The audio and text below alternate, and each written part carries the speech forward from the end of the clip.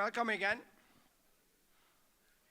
We are starting session 2, Shipowners View on Mediterranean ECA. Our moderator is Sinan Utlu. He started working for Monjasa as a risk manager, then moved to Maersk as a risk director, and now he is CEO for XO Shipping. Sinan, how risky to moderate this this session?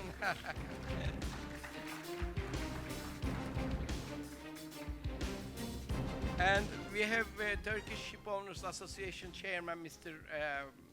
Cihan Ergenç. He is a shipowner, and he is president for Turkish Shipowner Association, established in 1939, right? It's a very old one. And the second speaker, Ibrahim Kontaytekin, is a captain. He's known as a Arkas guy. He knows everything about shipping and bunkering. He is also vice chairman to Turkish Shipowners Association and also Turkish Shipowners Employees Association. Arkas is the biggest container fleet in Turkey. And the next speaker is Hakan Karaca. We were talking about making a movie because he believes he is very handsome. So I am the Batman, but he is the handsome one. Hakan Bey is general manager for DİTAŞ, a Turkish company. He is also assembly member of Turkish Chamber of Shipping and council member of Intertanko. Also board member of the TAP. All right. Also, He is also so board member of Turkish Shipowners Association. All right. Sinan Bey, buyurun. Thank you very much, Mustafa. Lovely to be back in Istanbul. First of all, we need some water. Yes. Can someone help us with that before we start? Otherwise, the ship owners will not talk. Yeah? Yes, water, please. Not oil. Yeah. Water. Fuel oil, yeah. Okay, so the first two sessions were more about the upstream and downstream. We had the physical suppliers mentioning a little bit about what's going on in the market, and then we had traders telling us their view. And right now, in my opinion, we are peaking now because it's about the ship owners. What do they think about not only ECA but the long-term perspective on the whole transition? Shipping accounts for approximately 3% of the global emission, and shipping has also recently become the first sector to commit to mandatory targets in terms of reducing emission.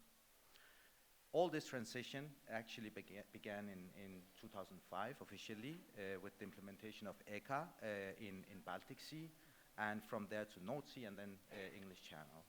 And this month, Turkey, and not Turkey, but the whole Med area has also been incorporated to the same framework.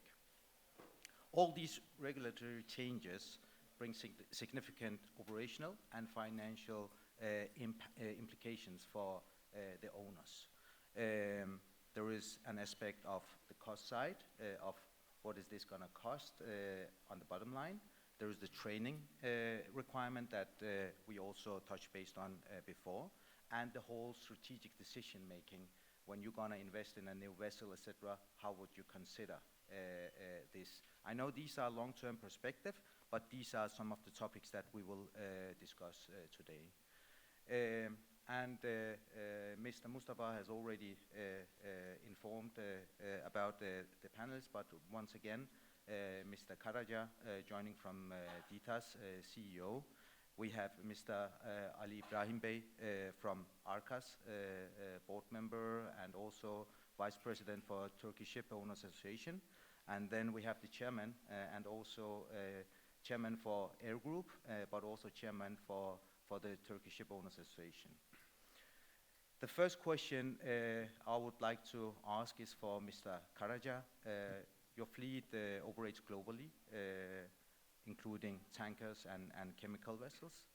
Now that the whole Med area has been part of this ECA zone, what specific operational adjustment have you implemented to ensure compliance?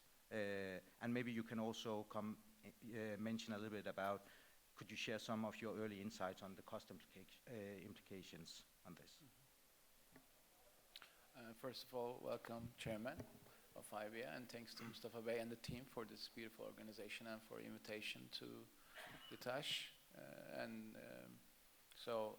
To align with the 0.1% sulfur cap now required in the Mediterranean ECA, we have transitioned our vessels to use low sulfur marine gas oil, MGO, during all operations within the zone. Of course, except the scrubber ones fitted. So it is the MGO, the answer is very simple, and then of course the scrubber fitted use high sulfur. This transition was not just a matter of fuel procurement, it also involved comprehensive technical and procedural adjustments across our fleet, I will say. We carry out compatibility assessments on our engines and fuel systems, updated, of course, our fuel management procedures, engine lubricating systems, revised as manufacturer instructions, and conducted intensive crew training to ensure safe and efficient fuel switching, the change. And second part of your question is from a financial perspective. The impact has been tangible. The use of low sulfur MGO has increased our fuel costs by approximately 20-25% for voyages transiting in the Mediterranean. This is a significant rise, particularly given the global scale of our operations. However, we envisioned this shift well in advance and adapted our bunker procurement strategy accordingly, leveraging supplier relationships and regional fuel hubs to manage cost volatility. While it has added pressure to our operating expenses, we view this change as more than just a compliance requirement. It reinforces the commitment to responsible shipping and positions us as a reliable partner to charterers who are increasingly focused on sustainability and ESG performance. Early feedbacks from the clients has been positive, and we believe our proactive approach enhances both our operational resilience and commercial competitiveness. On the other hand, interestingly, we operate 3 barge vessels. So as of 1st of May, we have seen an important reduction in VLSFO bunkering activity. However, compliant fuel continues to be supplied and delivered by bunker providers in the Turkish market.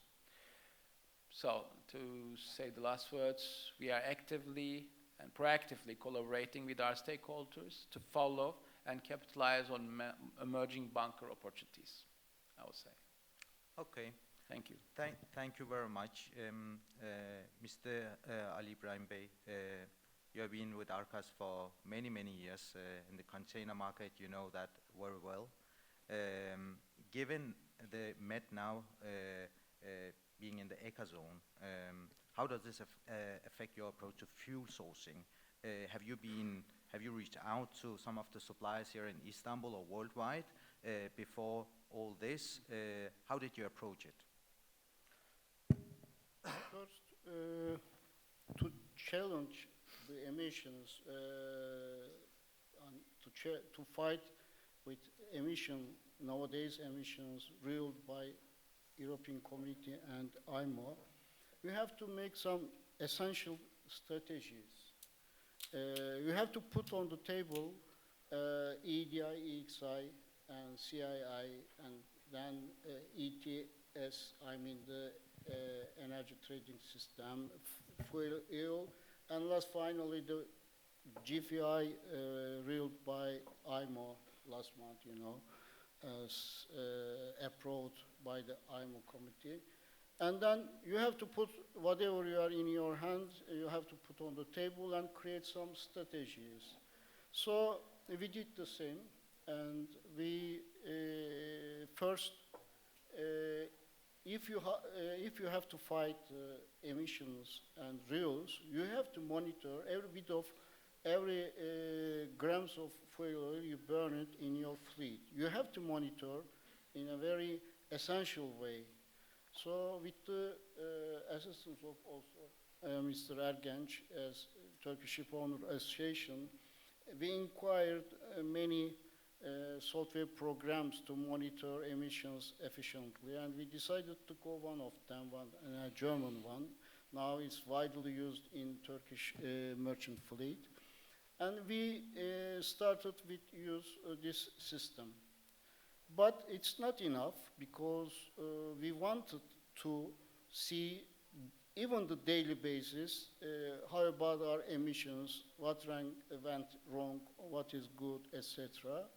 Then we have applied some electronic equipments such as torque meters, flow meters, and even with AI supported software.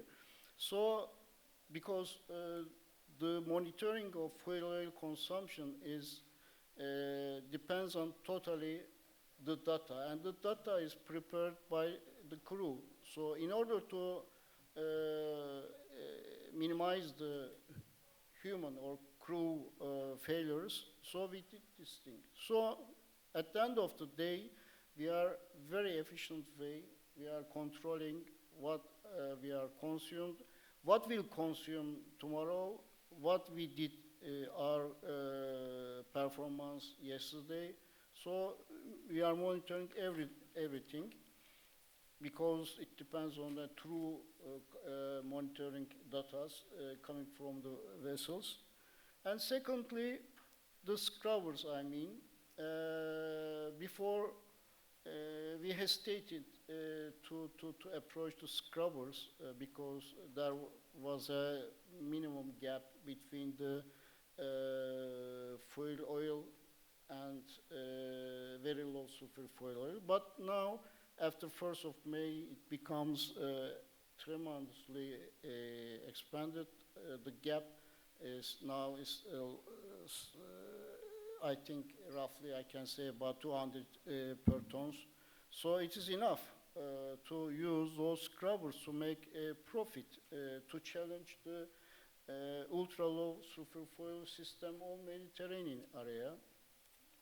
So we started to install the scrubbers. And to reduce the emissions and taxes, we have to make some applications to minimize the emissions. What are they? Is to change the propeller, etc., to apply the expensive paints to minimize with 10%. You can minimize by an expensive paint, etc. So these are the things that you have to put on the table and apply these things. Before, some years ago, I think 4 or 5 years ago, to make and retrofit a ship, it is expensive, unusable, etc., because you have to save only the bunker. But nowadays, you have to minimize, bunker expenses, but on the other hand, we have to minimize the energy trading system allowances for the Europe, and also the now already started full EU. You can save many things, taxes and bunker. Totally, it becomes a tremendous amounts of US dollar you have to pay. So these retrofits becomes very cheap, and even so cheap that turn back or payback time is almost 1 year. Some is not more than 1.5 years. So, Mr. Ali Ibrahim Bey, if I may ask, we have the room full with bunker suppliers and traders. So if I can rephrase, the question in terms of when you're gonna bunker your vessel, Arkas vessels, in the Med area. Do you have any preferred ports? Should it be in Gibraltar, in Malta, and can you find the product for the supply in these various ports in the Med area? If I may ask it that way. You mean that ultra sulfur? Yes. Yeah, we have also bunker company. SOxECA is on the head, and we have no up to now. But this is very short time to realize what's going on to supply ultra sulfur foil or maybe some US dollar more is gas oil. Up to now, as far as I know, we have no any difficulties to supply in ultra sulfur fuel oil. But next coming days, nobody knows because the demands already started. So demands and supply will be a challenge or not, nobody knows. But looks like everything is good. Right? And as a result, I mean that some years ago it was not a logic thing to put some retrofits, but now with the next coming and already come some partly, the taxes, so it becomes an essential to apply your ships retrofits. Thank you very much. Mr. Cihan, of course you are also chairman of the Turkish Shipowners Association, and you're deeply connected with the shipowners in this region. What feedback have you received from the Turkish shipowners regarding the new fuel types, and how do the owners view the transition? Are there, any concerns or from their side, that you want to mention here? Yeah. Or opportunities? Thank you very much. I'd like to thank Ibia and Mustafa and all the teams that make such a beautiful organization. I'm glad to see the progress on the Turkish bunker sector. Of course, we have challenges also as well. Regarding the ULSFO, I don't think I didn't hear any major issues. A few months back, even beginning of the year, we have started the education seminars, circulars for our clients to be familiar and get ready about the 1st May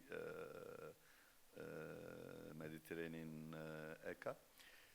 To start with it, as an Trump global ship owners, we have been already familiar with these U.S. Gulf, U.S. coast, and Europe, even in China, and we have been similar restrictions almost 10 years, so we have great experience of it, and for us it's very basic issue. Starting the Mediterranean ECA. Of course, it's a bit challenging issue for the coaster sector to start with it. In our time, ULSFO, it's really a clean quality product, what I have seen in my past 10 years experience. And there is about a bit technicality issue of the viscosity issue. Sometimes it's too low, we have to be careful, and we might have to have the cooling unit each vessel to have the viscosity. Some technical issues of it. We have, therefore, I warn bunker suppliers that when you receive really low density, below 3%, we don't prefer to buy these 3% viscosity on the ULSFO products.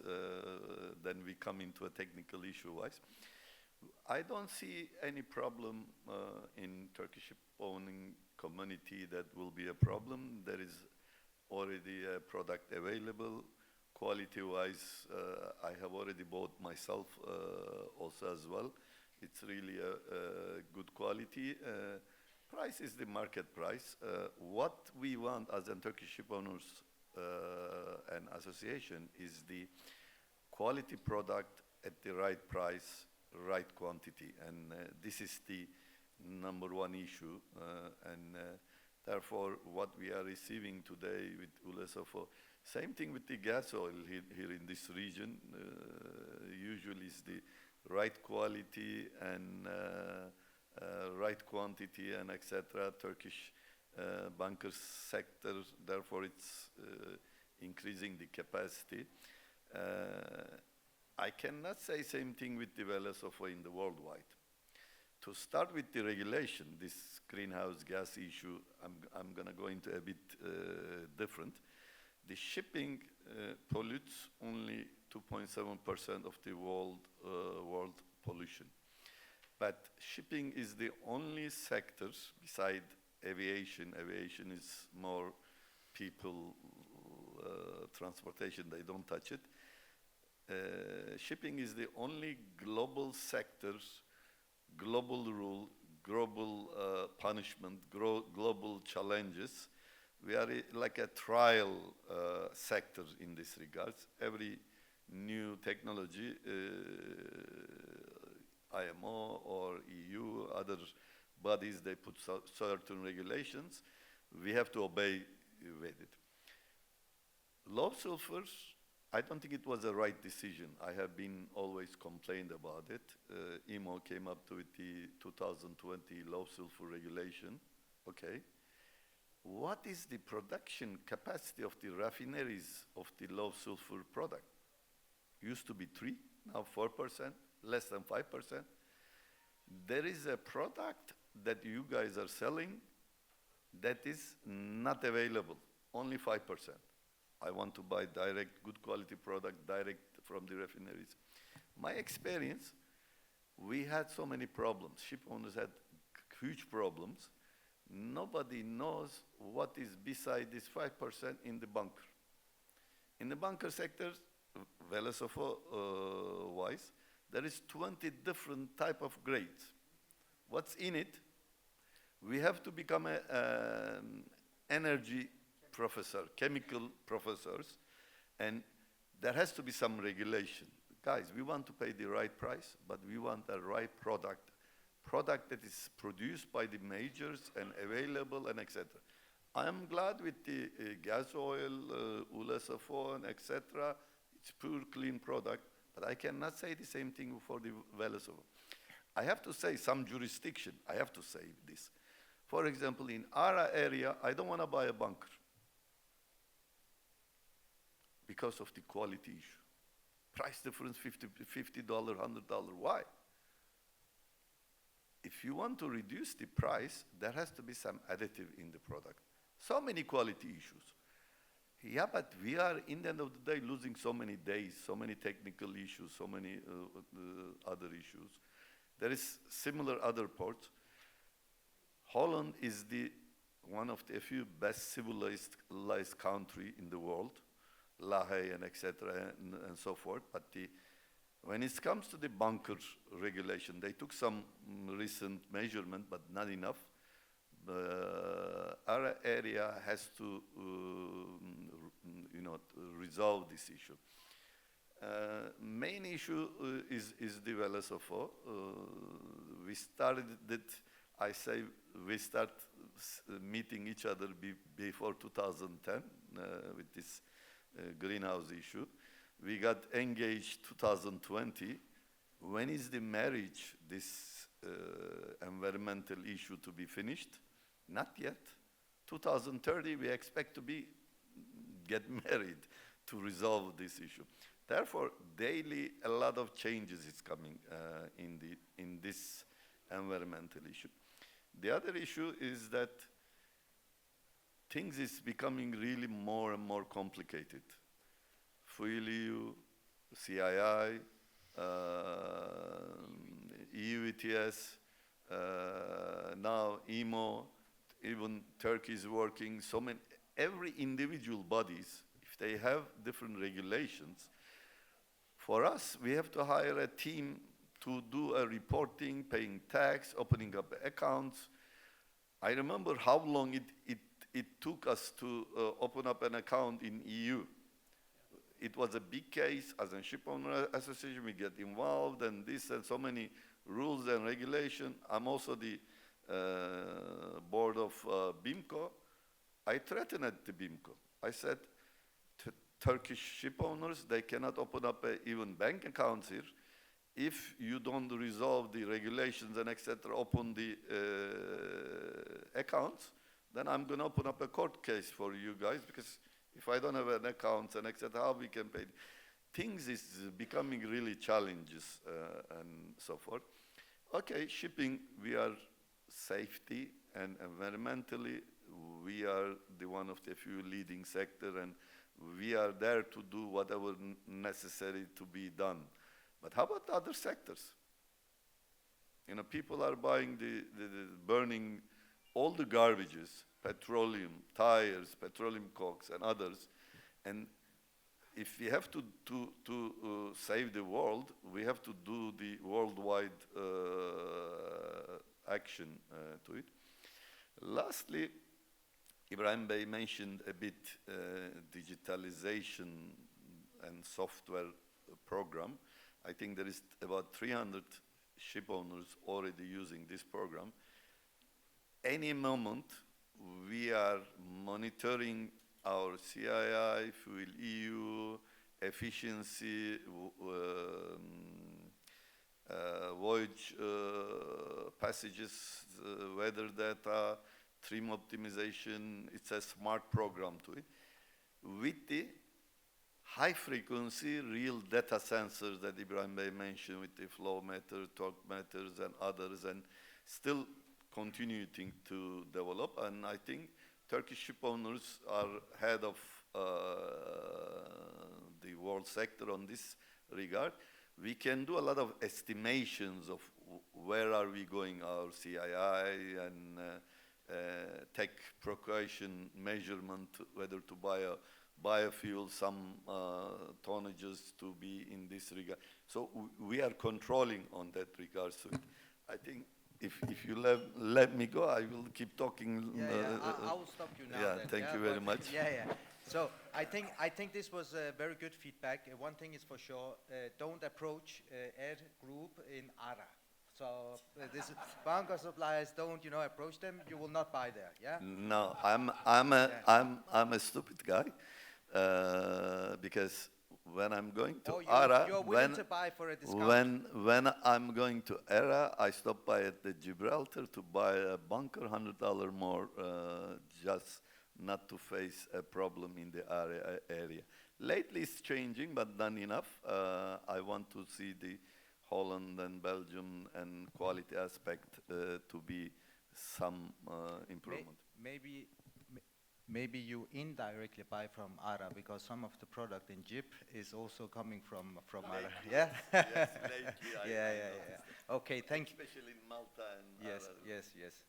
Thank you very much.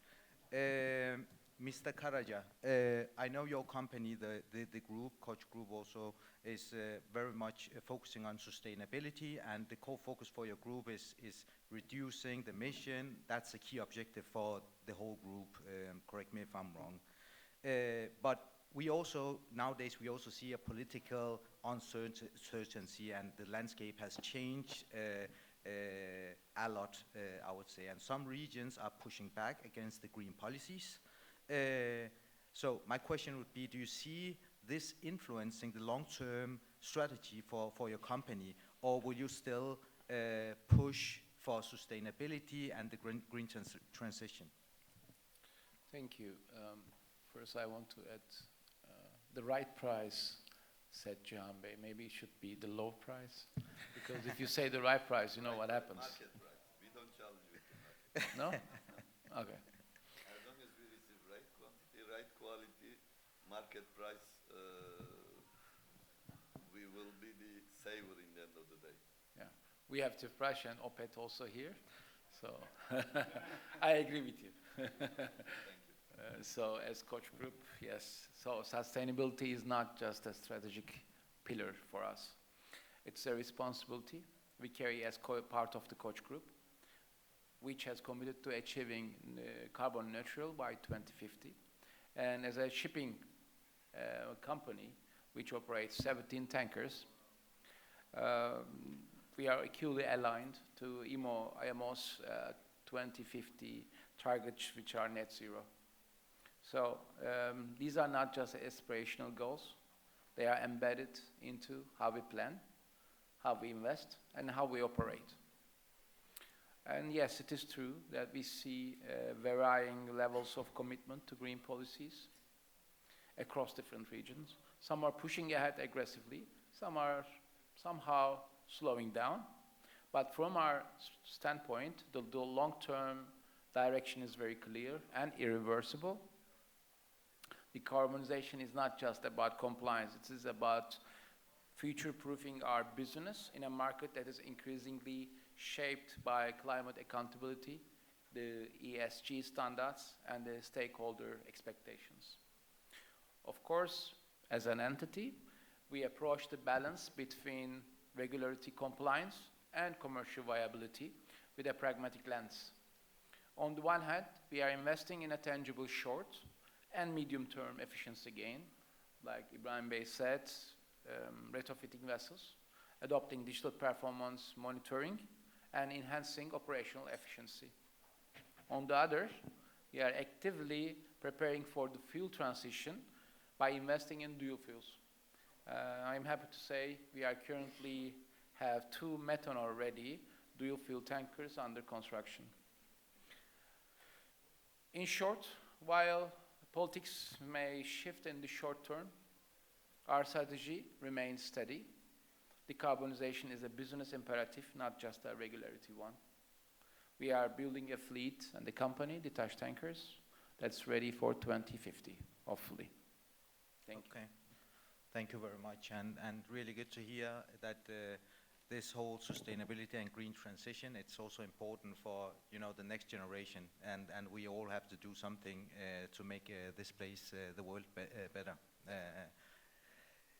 I know that from EXO Shipping, from my side, where we operate approximately 100 vessels, on the dry side, there is no push from our customers in terms of buying biofuel, for instance. But we have also witnessed recently that there's more and more owners pushing for biofuels, that we should redeliver the vessels with biofuels. I also know from my history at Maersk, the container liner business, there was a massive push on biofuels when we were sailing from A to B, and it didn't matter whether it was Ecozone or not. It was, they were pushing, like companies like Amazon, Puma, Nike. They have, because their customers are pushing them, and they have to, buy and then transfer, the cost to the next in chain. So in Arkas shipping, do you see similar trends in your business? Do you see your customers asking or demanding, specific sustainable fuel? Let me say it that way. Pushing you to do more. A good question, thank you. But I may say frankly, up to now, there is no any such kind of demands to us except ultra low sulfur foiler, since the regulation is already started. It is strange, but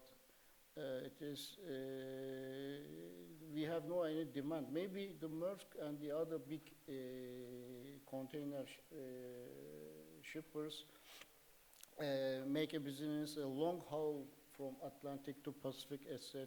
And big customers, they have and essential customers like IKEA and the other ones, and which cares the environmental proposals. So, but in the Mediterranean area, which are local main trade areas, Mediterranean, some vessels are trading already started to United States, and we have put a line United States and to India as they are working, but we have up to now no any essential demands to change our bunkers, etc.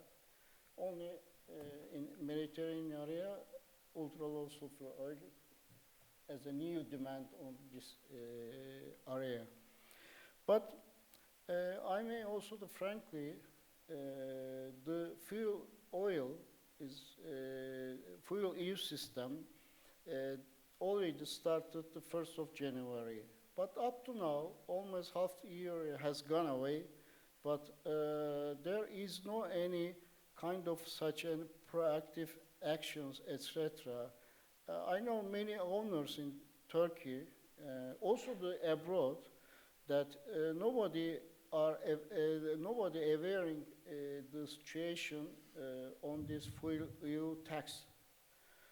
And it is astonishing reality in the, for the owner side, but there are, I think, half year has gone, but some owners should react to supply bio bunkers. For example, I always like to speak with mathematically. In mathematically, for this year, if you have a full bio bunker, one vessel, this one vessel is feed the other 12 vessels. So you becomes a tax-free for only this fuel year. But on the other hand, also there is an energy trading system allowances. So it is astonishing that nobody caring this point. You can supply the bio, I mean, bio 24, B24 is the best one, but nobody is caring. Up to now, we consumed in Turkey first time 3,000 tons of bio 24, I mean. But the other owners are nobody awareing this point, this problem. Is this something that you are highlighting during your meetings at the Shipowners Association as a vice president? And what is the cost? Yes. But I that's assume, why I assume the example you came with, I think that's something we should focus on, because having bunkering one vessel with biofuel and you can transfer that to 12 other vessels, no matter which region they're trading, is an important point. I have calculated yesterday, one vessel feed up to 12 vessels in our fleet becomes zero taxes. Only fuel oil. How about the other energy trading system? How about the CII? Because your ratings, your vessel is getting upper rank. So these are to exclude. You have to include, of course. Even only one fuel oil, so you can becomes free.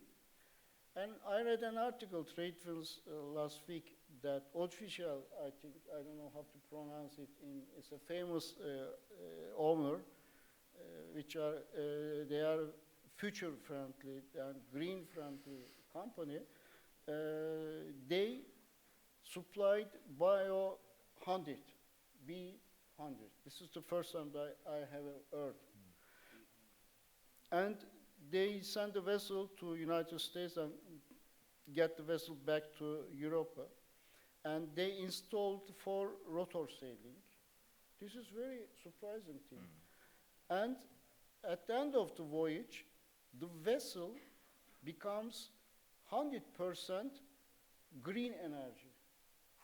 It is astonishing. The rotor sails assist to gain 20% and 80%, 100% is they use the bio 100 and then becomes to meet the demands of 2000, even the 50s. So these are the different things, but astonishing or surprising results. But I may say that finally on my speak, what are the green fuels? Everybody knows that methanol and ammonia. Okay. What are the main source of these 2 green bunkers? Hydrogen. Hydrogen, if you mix with methane, then becomes methanol, but hydrogen. On the ammonia, NH3, if you add with hydrogen, becomes ammonia.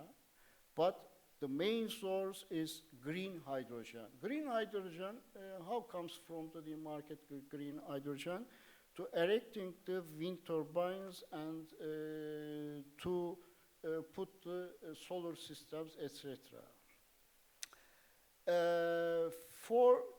Again, I prefer to say mathematically, 6 wind turbines, if you erect or put 6 wind turbines, feed for 1 vessel only. That means for green fuels, there should be 300,000 of wind turbines should be erected worldwide, which is impossible. Or if, additionally, if you put out these wind turbines, you have to build 800 nuclear reactors to feed green hydrogens. This is the reality, nowadays reality. Nobody knows for the future. This is also, nobody knows. We are fighting for nothing. There is no future in next future, maybe 20 years ago, maybe 50, nobody knows even. Even the MERS doesn't know, because they decided to go with methanol, then 1 year has gone, and then they decided to go LNG. What is your future energy then? Nobody knows. But for the bunker suppliers, be relaxed that many years to come, you will make money, good money even. At the end of the day, the market telling us, that's all. But take care the bio. Yeah. Take care the bio. We are against on the good money. Just make reasonable money. Mr. Karaca, Yes. yeah. But at the end of my speak, only one word I have to add my speak. What are we fighting for? We are fighting for green environment, for our children's, for next generations. We want to live a good world. But 2.4% the shipping makes emission. Only 2.4%. Even the Chevron, one company, makes 2.5% for the carbon emissions. This is unlogic. So we are fighting for nothing. Only Chevron is more polluted the environment worse than us. So But these are the unlogic things. But I think in shipping, we are also very good at adapting to new environments, right? So back in 2020, going to IMO 0.5, this was a huge case, and the same day everyone was ready. So I think they're also pushing us because we can do much more than what we are doing right now.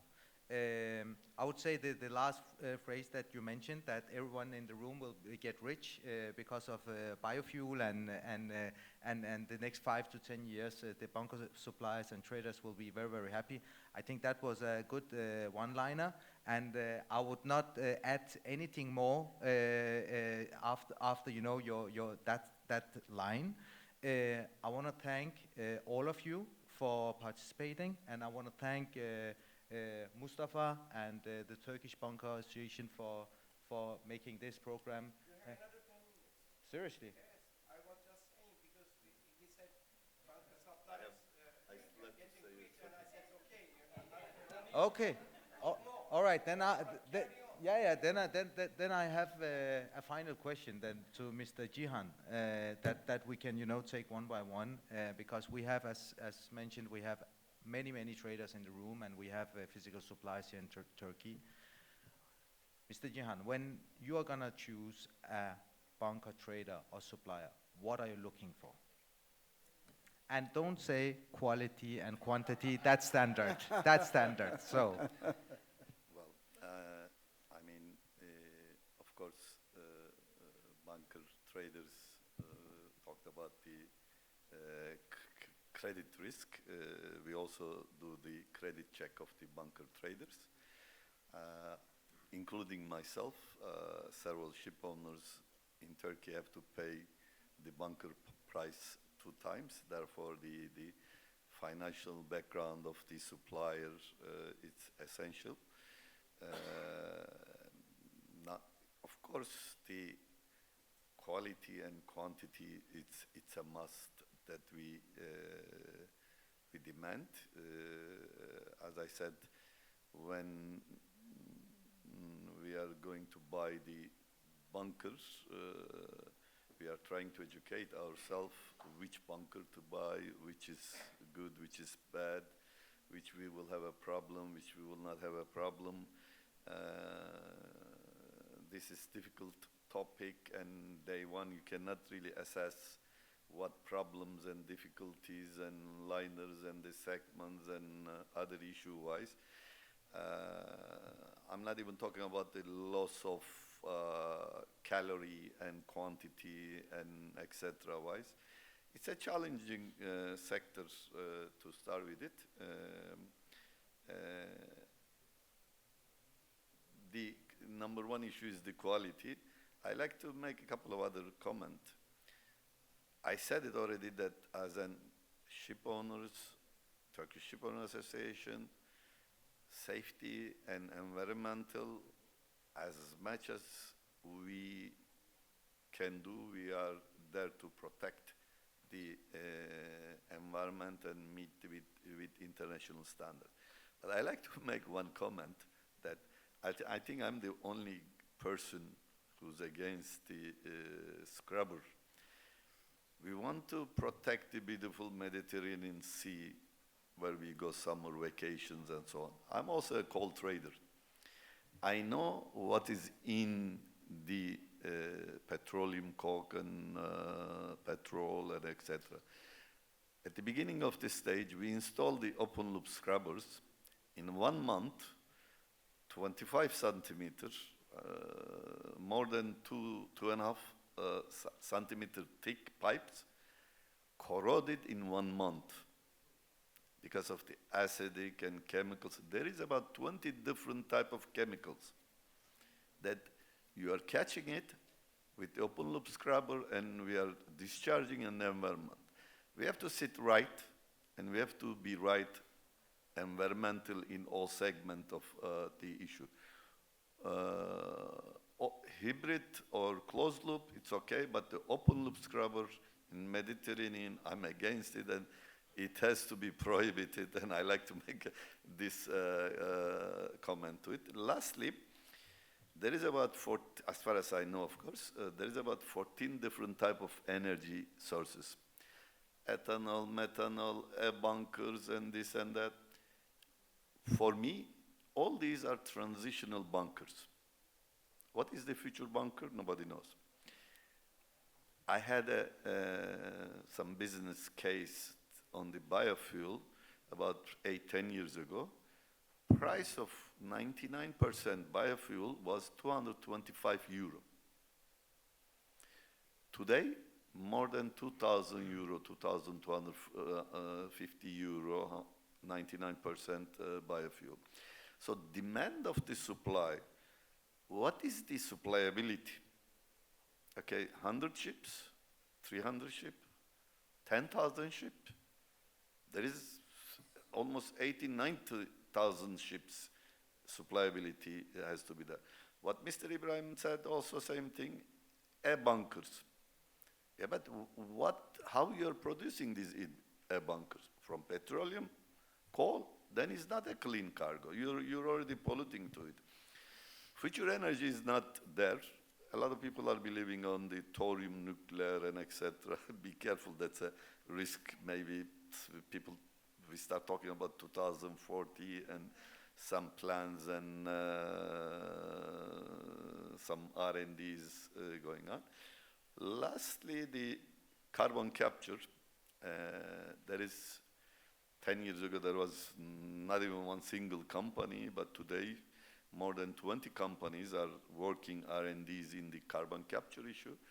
And there is some progress to it, and technology was not there, and rebuilding, like every other sector, shipping market daily changing the technology and economy of scale and wind and solar and so many other issue-wise. And we, as a Turkish Shipowner Association, we have an excellence committee. We have one similar project of the carbon capture. One day, eventually it will be there. Whether it will be economical or not, or feasible, this is something we have to be carefully monitor, and we have to save the world and environment and do what responsibility boils down to us. The other, one last thing, as in Turkish ship owners, we have to follow the regulations, whether the Mediterranean ECA or European others or US or whatever. As in ship owners, we are taking this extra cost of whatever it is, the bunker, Suez or whatever, we put on top of the freight. In the end of the day, people of that destination have to pay the price. So we are not 100% against it, but economy of scale and world GDP and etc., that has to be regulated wise. Thank you very much listening to us. Thank you. Appreciate it. Thank you, Mr. Cihan. So my question, just to conclude on that, so you are looking at, you're doing risk assessment of your counterparties that you're cooperating with. They have to be transparent and open, and of course you want the best price regarding that. If I may, in terms of Arkas, I know Arkas, you also have a... They have their Yes. own bunkers, so Yes, they yes. don't care as much, I guess. I think they care when they're gonna buy in Spain, etc. So when you are buying your fuel outside Turkey, you have to go through some other physical suppliers or traders. How do you have the same considerations, like doing the risk assessment, doing the KYC, but what other considerations do you have at Arkas? Mainly we supply the bunker in Istanbul, but time by time we are supplying in Alger or even in Antwerp. But generally in container shipping, you have a liner vessel. So liner vessel sails the same ports. But bulkers and tankers are different than ours.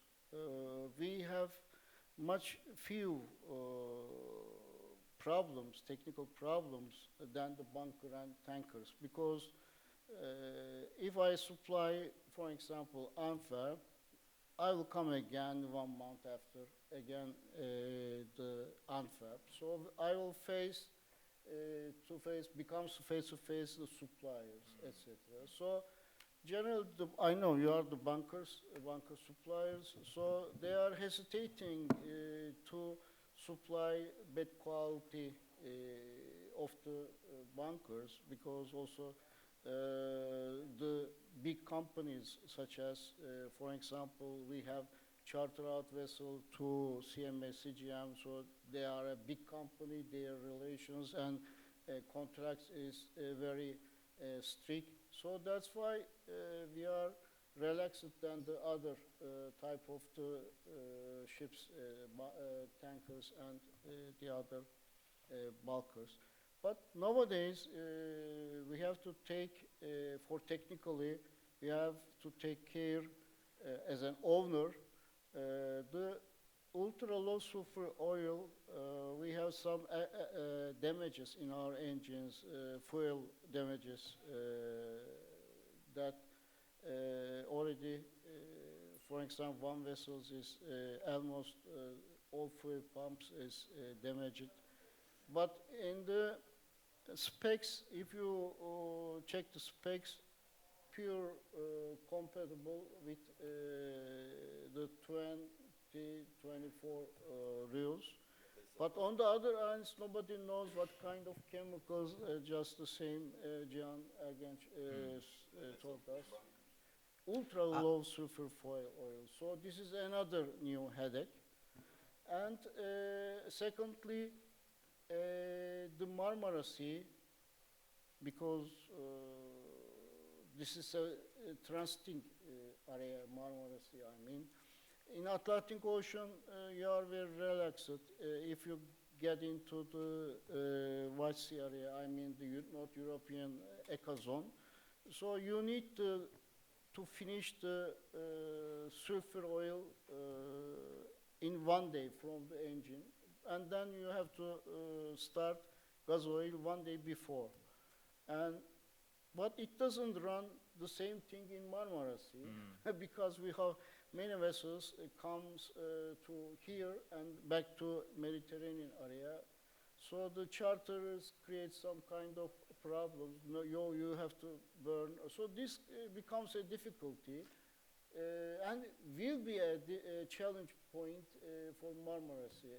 I say these are the 2 important things to share with the colleagues. Thank you. Mr. Karaca, you want to add something to this point? Or maybe you know, you can combine this with when you're ordering new vessels or purchasing or gonna have a new building, what considerations do you have in terms of the fuel type on the vessels? Maybe you can add a couple of, we only have, 2-3 minutes. Okay, let's go with the subject then, if you like. Yeah.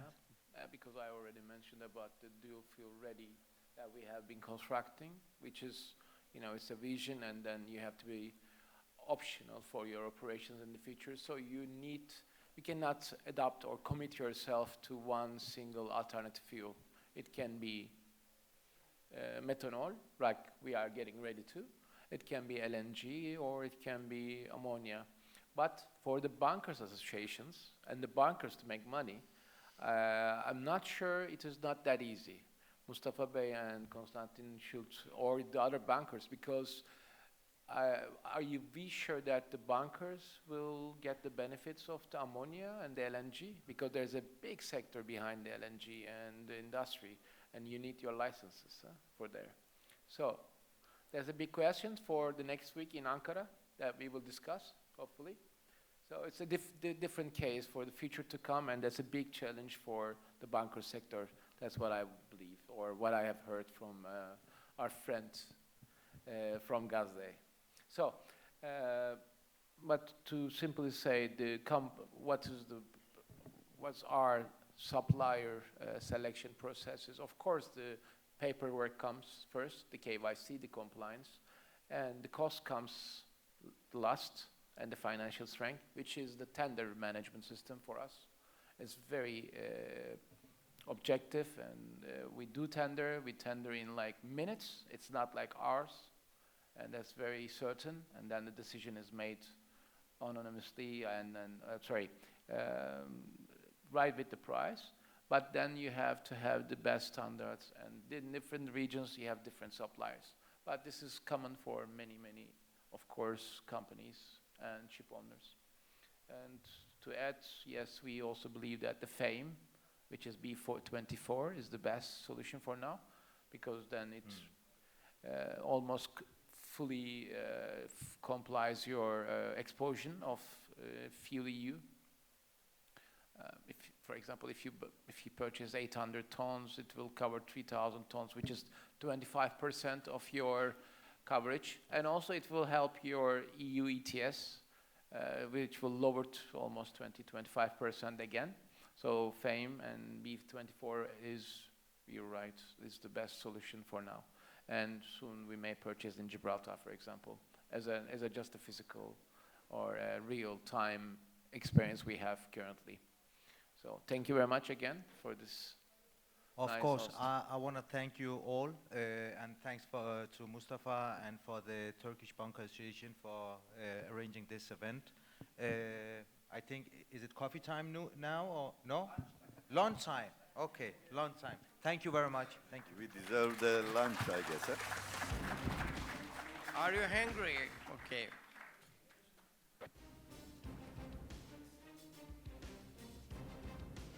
Teşekkür ederim.